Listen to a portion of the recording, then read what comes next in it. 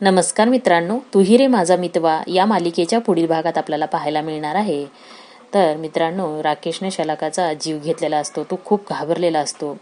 ईश्वरी इकडे ऑफिसमध्ये आलेली असते. ती सगळ्यांसमोर अर्णवला सांगते की सर, काल रात्री तुम्ही माझी पर्स स्वतःहून माझ्या घरी द्यायला आलात. खरंच त्यासाठी खूप खूप थँक्यू. हां सर, ॲक्च्युली मी तिथे नव्हते, परंतु तुम्ही माझी पर्स द्यायला आलात म्हणून मला थँक्यू बोलायचं होतं तुम्हाला.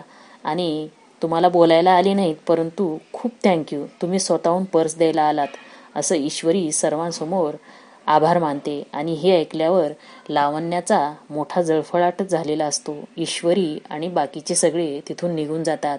लावण्य अर्णवला बोलायला लागते की यार, हे बघ, काही झालं तरी तू विसरू शकत नाहीस. माझी मॉम आहे ना, ती या कंपनीमध्ये वेगळेच तिचे स्टेप्स आहेत.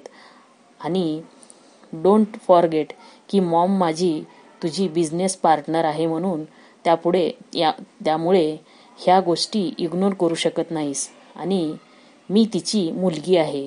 तर अर्णव तिला सरळ तोंडावर उत्तर देतो, हे बघ, एक गोष्ट लक्षात ठेव लावण्या, जरी तुझी मॉम ही माझी बिझनेस पार्टनर असली तरीही तिने डे 1लाच तिने सांगितलं होतं की जर ही बिझनेस पार्टनर असली तरीही माझ्या मुलीला काही वेगळी स्पेशल ट्रीटमेंट देण्याची गरज नाही.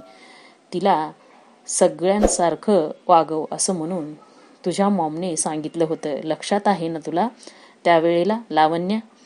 तर लावण्या म्हणते, हो माझ्या लक्षात आहे, परंतु तू एक गोष्ट लक्षात ठेव, विसरू नकोस यार, की माझा अशा प्रकारे अपमान उठसूट करू नकोस, कारण मी ईश्वरी नाहीये उठसूट इन्सल्ट करशील. तर अर्णव लगेच म्हणतो की यू राईट, तू ईश्वरी देसाई नाहीयेस, लावण्याच आहेस. कारण ईश्वरी देसाई ही खूप वेगळी आणि कशी आहे ना, हे मला तर असं वाटतंय की ईश्वरी देसाई तुझ्यापेक्षा जास्तच स्वतःला प्रूफ करू शकते, असं म्हणून तो सरळ तिच्या तोंडावर बोलून निघून जातो. आणि याचाच राग लावण्याला आलेला असतो.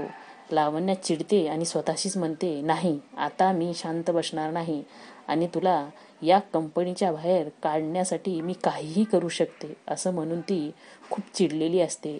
ईश्वरीवर ती द्वेष करत असते. पुढील भागात आपल्याला काय काय बघायला मिळणार आहे हे बघण्यासाठी चॅनलला सबस्क्राईब करा. धन्यवाद.